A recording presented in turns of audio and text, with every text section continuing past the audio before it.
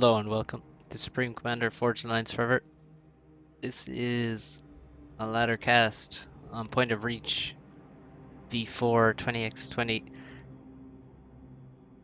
ladder map. Been around a long time.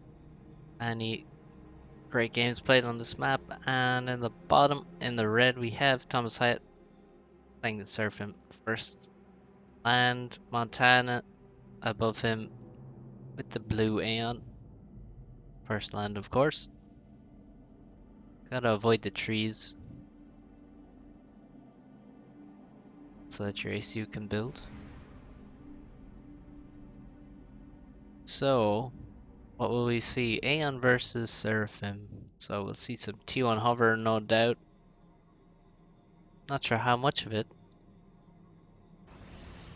I'm sure we'll see plenty for Thomas. All those Bobos. Aurora, not quite as effective, but still pretty useful. Saw farms using them against Nexus on Crossfire Canal. They did quite well. They can do some damage on this map. The trick to T1 hover is on this map to go in this direction and take this island if you're on the bottom side, and vice versa for Montana, and then attack this island with the T1 hover from here. Because if you go over here and you take these two islands, obviously this one you should be yours anyway because it's very close, and then you drop to this one and you don't have so many ways to attack. You can certainly attack this island, which is all beach all on the side, so very easily attacked. But you can also attack this with frigates, and so there's not much avenue for T1 hover stuff. So better to go for this island, and then you can have this whole island to do damage on, which is mostly beach as well. Some cliffs here blocking movement, but certainly damage to be done. So let's see which way these guys want to drop. We have the transport coming, we have engineer helping out the factory. So there's just a little bit extra build power out. And we have a scout for Montana first, followed by the transport. Thomas going straight for the transport. So, see Montana. Well, he's gonna have to stop assisting this factory. Or not. Oh, he stopped this engineer. You can see how he uses his engineers here. When they're not assisting the factory, they're just grabbing just a little tiny bit of reclaim, but still, every little helps. Might as well grab that bit of reclaim. So he goes to this side, and he's dropping to the left actually. So he's looking for Thomas's transport. Probably could have taken a shorter route, just flew straight down here maybe, because the scout is going to be a lot faster than the transport. Finished a lot sooner and also travels much faster. So he's moving to the left. He's actually going to drop on the way here. And where's the transport? Oh, I missed it. Maybe Montana missed it as well, but I think he probably saw it. Oh, that's an interesting place to drop. I don't really agree with that, to be honest. We have 1, 2, 3, 4, 5, 6 things on board. So he had seven units on board, which is good. Only possible with the Seraphim transport. He could have had up to 8 units. Other T1 transports can only have 6. But nice that he's actually making use of the extra capacity in the Seraphim transport. You don't see that too often. And now we have some expansion. A couple of factories going up, or at least being planned. And look at this, very greedy. So maybe they both know which side they like to drop. Maybe they both like to drop in this way, because they've both been quite greedy by not dropping all their build power on the island, which may be contested.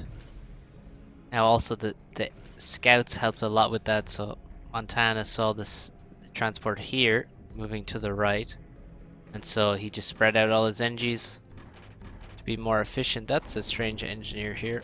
Maybe he could have spread his engineers out more, like dropped these mexes and these mexes on the right. Could have spread out more. But he didn't. Actually, could pick these up again and drop them over here and then just build engineers to make the next the mexes there. Not sure what the best thing to do is. So yeah, very, very greedy. Both players just trying to expand as quick as possible because because of their scouting, they know they're not gonna contest an island. So about the least possible action in that opening there.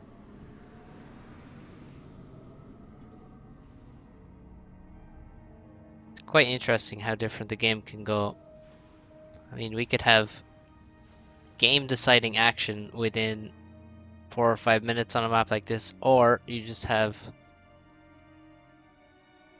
well, just maximum whoring, best possible expansion, and no real combat. So we do have a bomber from Montana, and that's probably the first aggressive thing that's going to happen all game.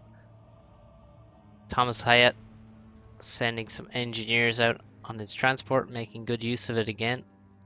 And same with Montana. Maybe he left it here a bit too long, could have been a bit faster using it, but let's have 5 engineers on board.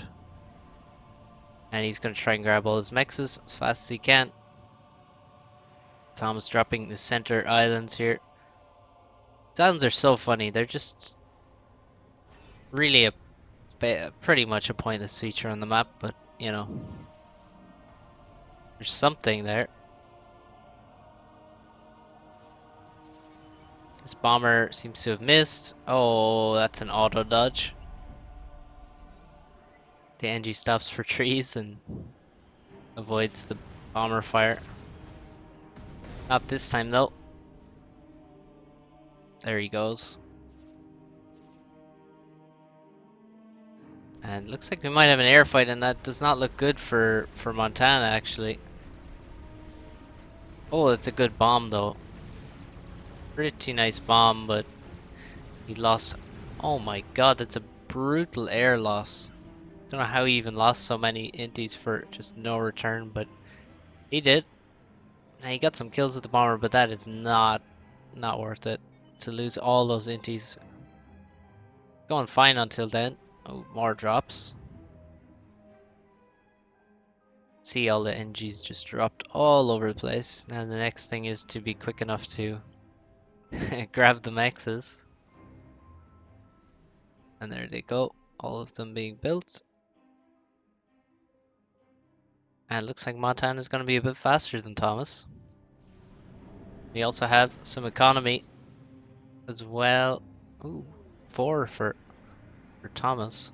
A bit more for Thomas than Montana. Pretty nasty power stall.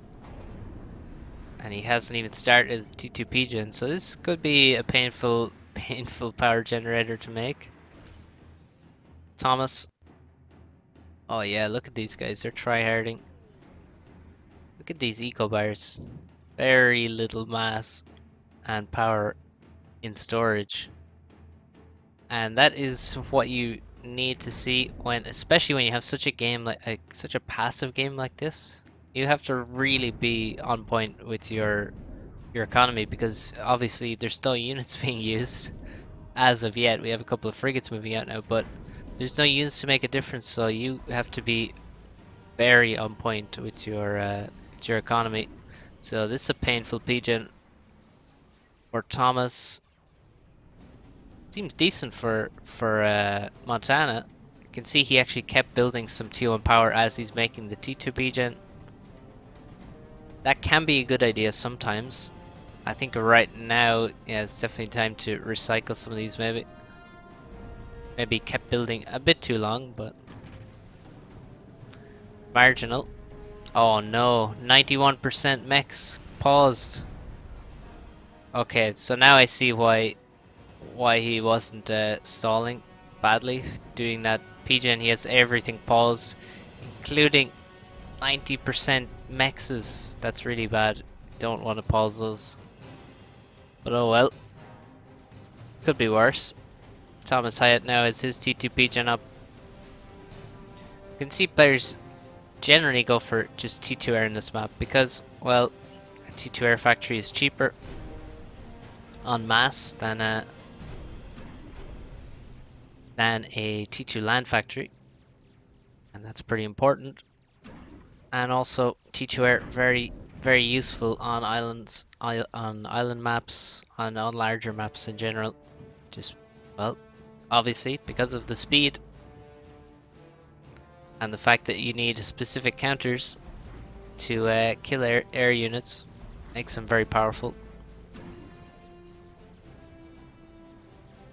Have some arties being built in the front, so I wonder if they surely will be dropped because there's so many of them queued up, but they're also useful for defense. And it's quite nice. You can build defensive arties like this and then just periodically grab them and make drops with them. And when they're idle here, they're not really idle. They're sort of, well, defending against your opponent's drops as well. They sort of have a dual purpose. It's quite nice. Whereas, well, that's, all these flares, they're probably never going to be used. They're just gonna defend here, and there's even T1 PDs put up, so quite an expensive defense here. And it only defends against drops. It's not gonna help you defend against, say, T2 naval cruisers or destroyers. So it's quite an expensive defense here, but I guess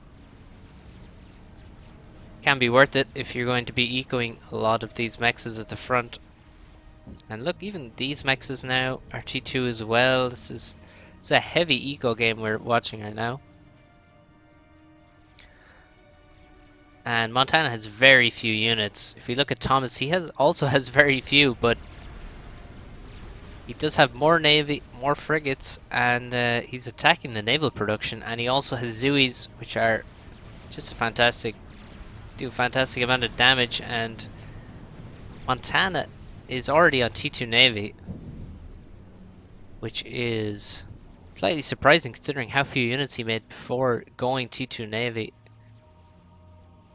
And now a lot of naval build power going up on the left side, far away from this naval HQ, which makes the naval HQ very vulnerable. We have a T2 drop coming in. It's gonna have to climb this fucking mountain. That's one thing to be careful of with drops. It's now gonna have to descend a long way. That's falling far out of the sky. And one of the fuckers survives. And kills one NG, two NGs, and the rest just dump mass. So not very good. And we have a lot of swift winds now from Montana. I don't see any inties whatsoever. It seems like he's just going for swift winds. Oh, there are some inties coming out. A decent number of inties for Thomas, but it's not going to be enough, surely. They also have torp bombers out to help. They're not going to do anything versus the Zuis, but they will help versus certainly the subs and the frigates. This T2 sub hunter is under attack from two T1 subs, and it's dying because it's attacking a frigate. Oh my god, two T1 subs just killed a T2 sub. Oh, it's not good. It's hard to watch, and look at the pressure from Thomas. Thomas sending everything in this direction. Quite a lot. Quite a lot of T1 units. About 20 T1 naval units supported by all these Zuis coming off this island. I said it would be hard to use hover from this island because there's not many targets, but using them to support the T1 naval push is very good, especially with this T2HQ on this side of the map. So I think really, I don't know, maybe you need to play with your HQ on this side of the map when you're on this side. When you have all these islands, you maybe need to have your HQ in a safer position, put it at the back of the base back here.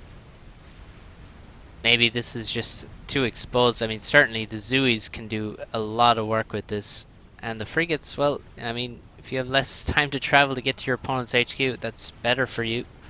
But maybe the HQ needs to be back here, or even at the back of this island would be quite safe. But then the further back you put it, the longer the travel time for your own units, so you gotta weigh it up. But maybe this, I do think this position might be a bad one. The gunships really saving the day here. The frigates don't really have the anti-air to deal with them, and certainly not deal with the torpedoes. Gunships doing really well, especially versus the Zoos,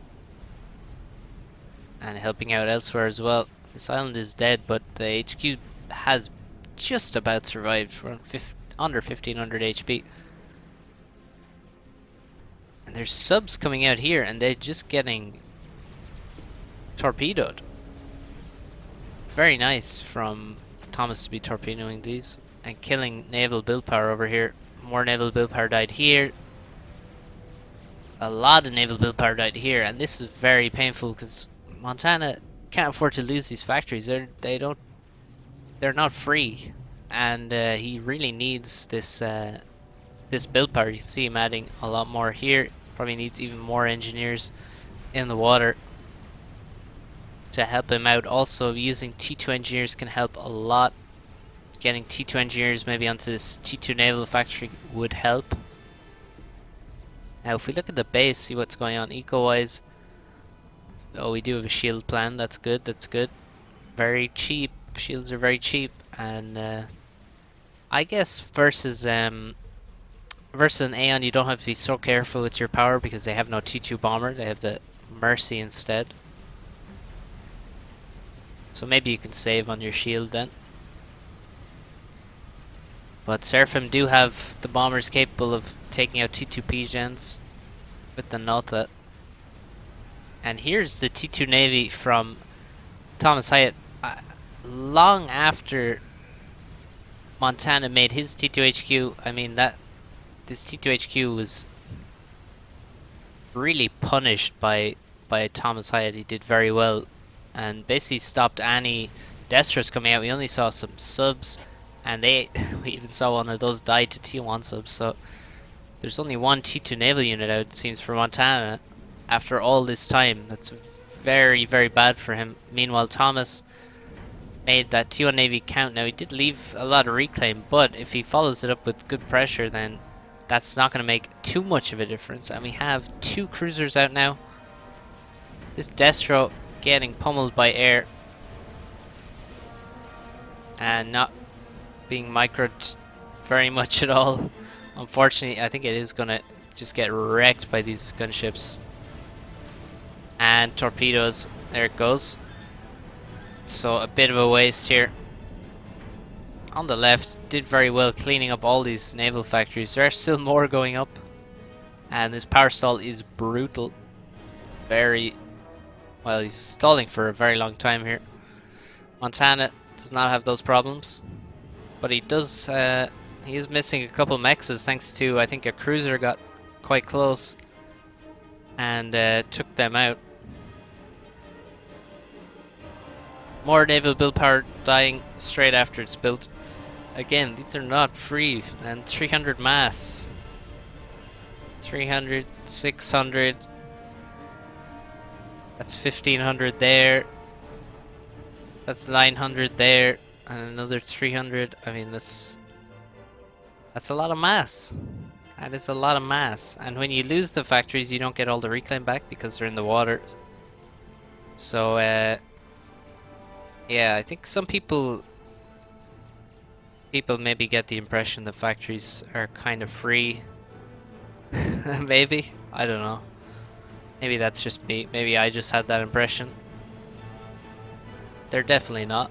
They can be quite expensive if they keep dying very quickly. RIP. These frigates getting AoE'd by the cruiser from range. Gunships from Montana. Nothing to stop them. I mean, that is an oversight from Thomas.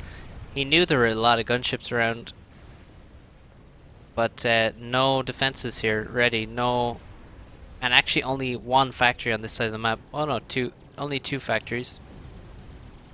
And so you can see it gives basically no time to react. So you need static A turrets already up before the gunships arrive. Maybe with, well, that's a lot of gunships, so you probably need 5 turrets maybe to make it painful for Montana. But here we go, a lot of flak coming out of this factory now. It's certainly a bit late, but it's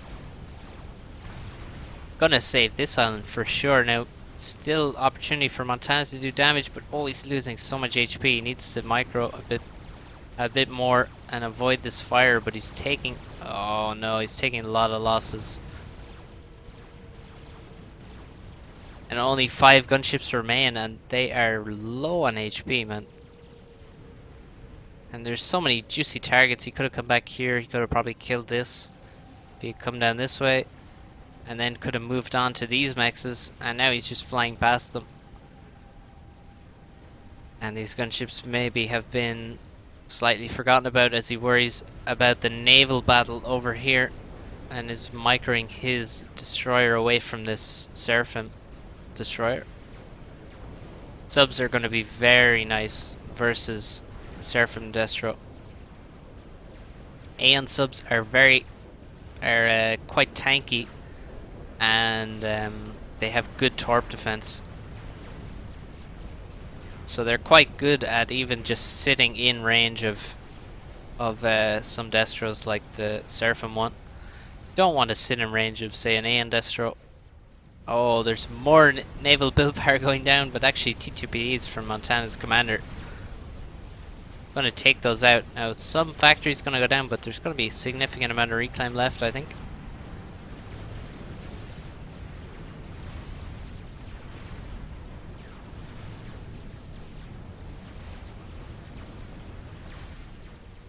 And actually, Montana's building on top of the factories, which is actually quite good.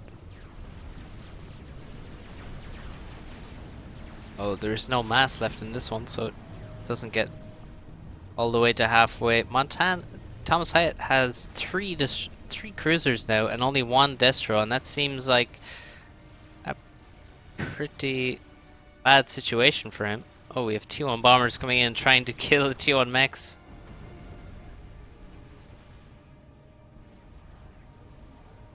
And I will just show you something which maybe you have not seen before. Just look at this. There it is. Good old Aeon T1 bomber spiked bomb. Why is it spiked? To give it the stun ability. Obviously. So, T3 land from Montana, what is that about? Looks like we'll see some arbs, I guess. Seems a strange choice. It's quite expensive. We do have T2 transport right next to here already, so that is surely going to be harb drops. And now we have four Destros out now. The cruiser's aiming at the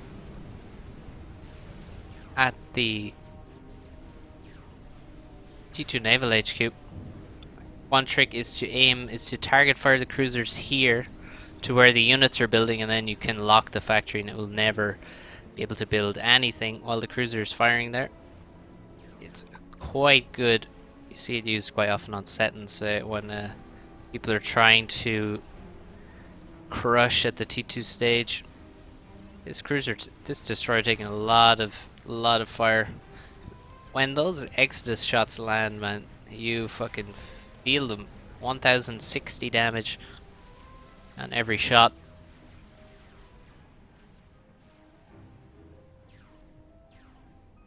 And Destro has basically the best stats of any Destro, the best raw stats, but obviously how they work in practice is different to the raw stats, obviously. So they do miss a lot of shots with their cannon, but they have a lot of HP and they have a lot of damage when they do hit, and they also have very good torpedoes. Obviously missing the anti-air capability, but who's worried about that? ThomasHiatt is just invested in his first T3 mechs, and he has 10 ASF. We are on T3 air, but why does he have 10 ASF and no offensive air units? Well, actually, we have a few torps over here on the left. What does Montana have air-wise? Well, he has 24 Swiftwinds. It's decent, but that's not going to be enough very soon. And actually, he has just finished T3 PGen, and he has T3 Air, so we will see some ASF coming out pretty shortly. We have some T3 Scouts, and here on the front line, we have T3 Land from ThomasHiatt as well. And he's making shields, making some T3 shields. A lot of HP on these guys, but also a large drain on resources, minus 300 power for each of these. And the Aeon Destro has some AoE, so it will do okay. It will take down the shields, multiple shields at once, plus the spillover. And there they all go down now, and they'll have to recharge. Wait a second, no. I think he just stalled power. Yes, he did. And that is a problem. Oh, it's time to run. He is about to run out of mass. That will solve his power problem. Yeah, you can see once you start something so mass intensive as T3 mechs and have a lot of assist, then you're going to spend more than you can afford, and that hurt. So he loses the Destro, and now it looks like he may lose some more, because this is not a fight you want to take. Look at all these Aeon Destros. Now, a couple of them are low. If he can focus this one down and take it out of the fight, then maybe he has a chance, actually. That's not happening. I hear a strap bomber land, or drop a bomb. There's T2 Mexes on the left going down as we have an air fight between ASF and Swiftwinds. You know who wins that one. Attempted micro. One thing about boats actually microing naval units is that almost every ship needs to be broadside to use all of its weapons. So say the Aeon Destro, for example, it has one cannon and it fires 360 degrees. This is not the case for the Seraphim. You can see it has 2 lasers, and it will only fire them both if it can only fire them both at the same target if it is broadside. Similar with the Aeon frigate. If you look here, it has a gun on the front and back. You probably can't see it because I'm moving too fast, but it has to be broadside to fire both at the same target. The UEF destroyer, and we have Harb drops. Harb's dropped. That looks like it was 2 transports used, but the strats are coming in to defend. Now the thing is, if Montana just puts these Harbs beside the Mexes, then the the strats will just kill the Mexes as they try and kill the Harbs. So look at this, puts them right in next to the mechs. So if a strat should land a bomb on this Harb, he's gonna hit the mechs. That one hit them inside of the mountain somehow, and now we also have Destros, which can even do the job that the Harbs have been dropped to do. Now this is a bit ambitious. You don't want to be going too far in. Does he have intel? No, that's quite sloppy actually. Especially when you have no radar. You see, I mean, look at the length of range of the gun. I mean, the radar doesn't even give you enough radar to use your torpedoes. But yeah, that's certainly a bad waste. You can't waste Destros like this. I mean, it's like most of his navy just got suicided. Sadness, sadness. People don't respect their units enough. Gotta save these poor guys. They're giving their lives for you, man. Thomas walks forward to overcharge one of the harbs. There's still one left, but he should. Yeah, he's gonna get vaporized by this. RIP reclaim. And RIP 5 mexes and all the storage is there as well. So a lot of damage. And also now Thomas has retaken this, but he lost this for quite a significant amount of time thanks to all those gunships. So now what?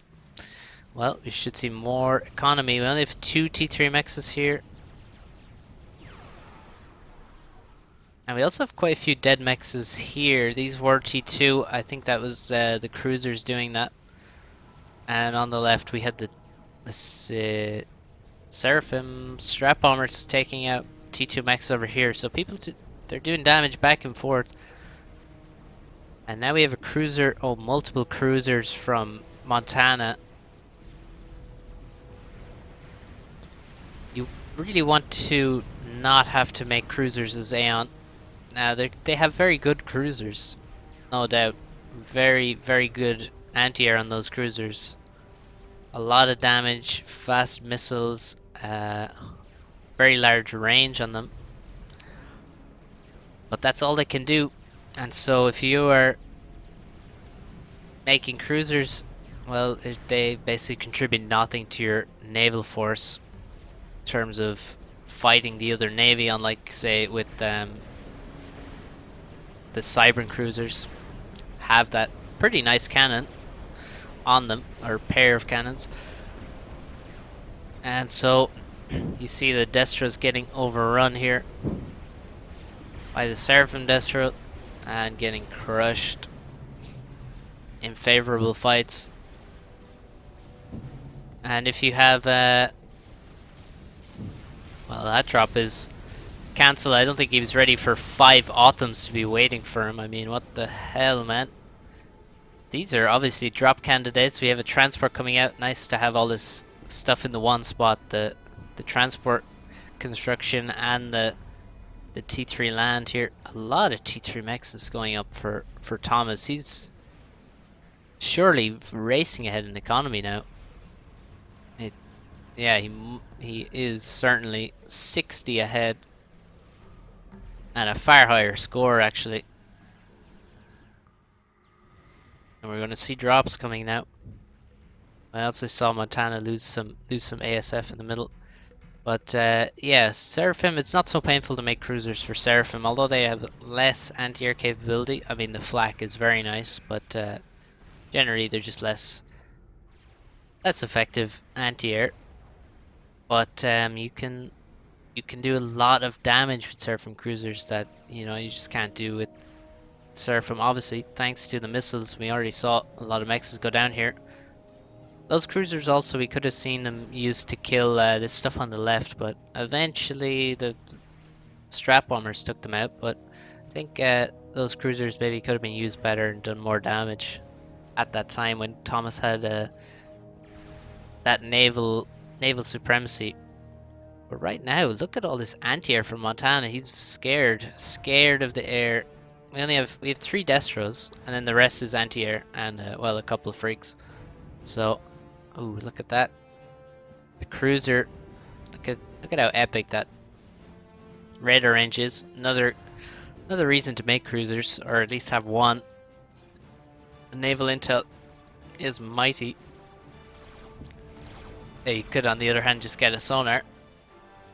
That'd be nice too, but obviously sonar, T3 sonar is pretty necessary in any mid-game, late-game naval, but if you want to be moving forward and get some radar coverage, then a cruiser is going to help hugely. Look at that range, it's very large. Larger than a T1 sonar, actually, it seems. Or larger than a T1 radar, I mean. We have a drop waiting. Where is it going? It looks like it's going for the main island. And we have some torps over here for some reason. Well, they weren't killing anything over here. Look at all this reclaim here. Could be taken. I think both players really need to make those forward naval factories. Say with these guys would be a good candidate. Make some forward naval factories so that you can get fast access to the reclaim.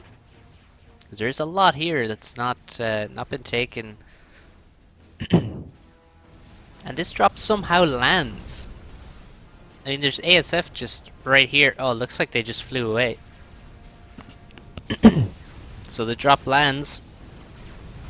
But it lands right next to all these T2PDs that were thrown up a lot earlier. One T2PGen goes down. I think it may have even damaged the Autumns that were nearby. And there's Destros there. And so that is a reclaim donation. Just one T2PGen killed at 31 minutes is not relevant at all. Not useful. Somehow, no. Oh, okay, it didn't land. I mean, there's about 30 ASF right next to it. If that had landed, it would have been ridiculous. But it doesn't. Almost did. And another drop here. Yeah, we have quite a few ASF for Montana. But all these drops are getting through. This island's going to get wiped. Flak also dropped here so that T1 bombers and T2 gunships are going to have a bit of a more difficult time dealing with it. Looks like a bit of a mistake from Thomas. You see his navy is split up.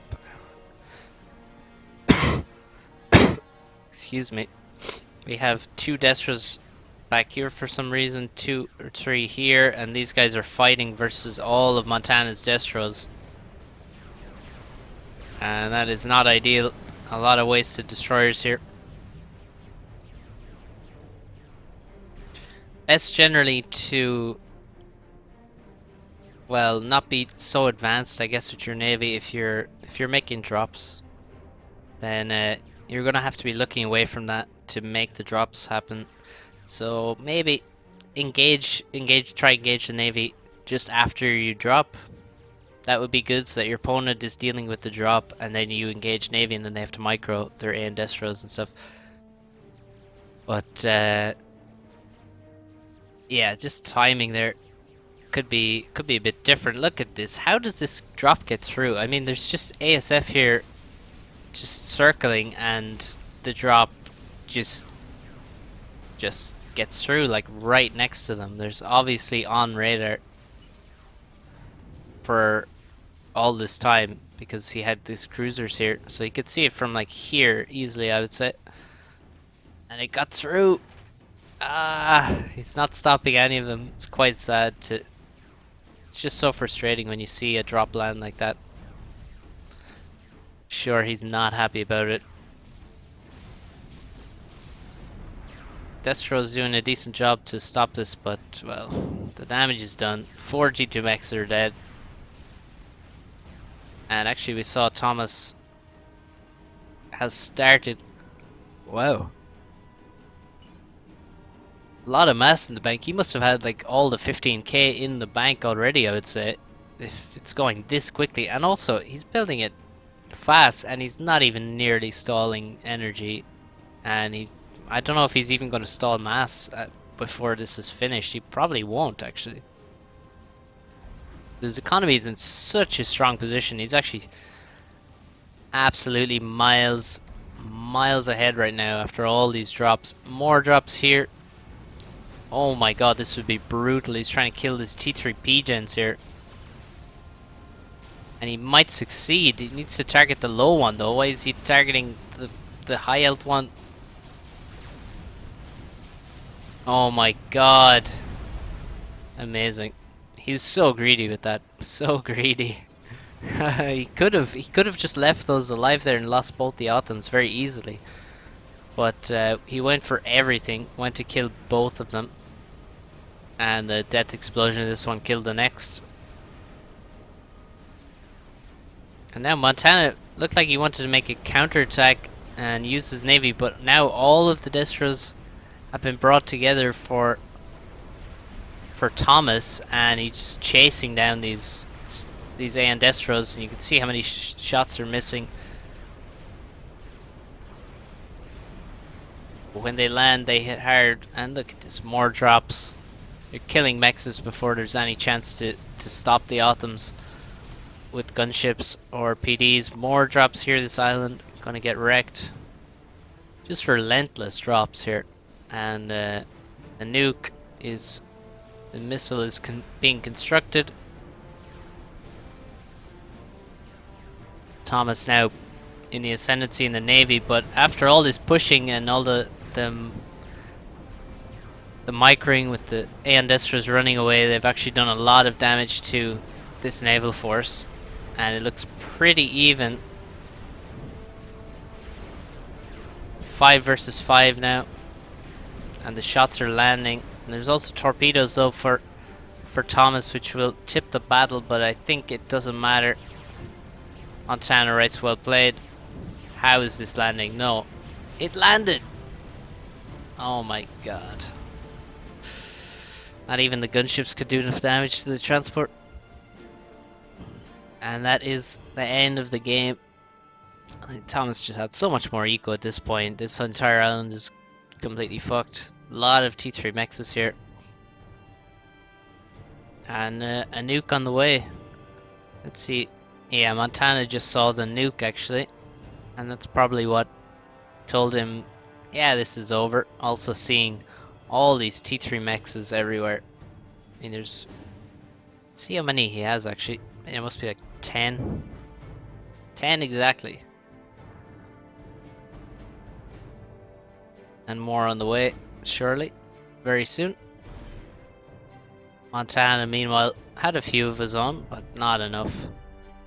Only 7, and many fewer mexes overall, so that was that. Well played, ThomasHiatt. He's quite strong in this map. I think I saw him beat Might Snoop. I think that's on his channel actually. Check out Thomas's channel. Also, Montana put up a cast recently as well. Check that out. Their channels are linked in the description. Thank you for watching. Hope you enjoyed it. Hope you'll check out the next one. And I'll see you then.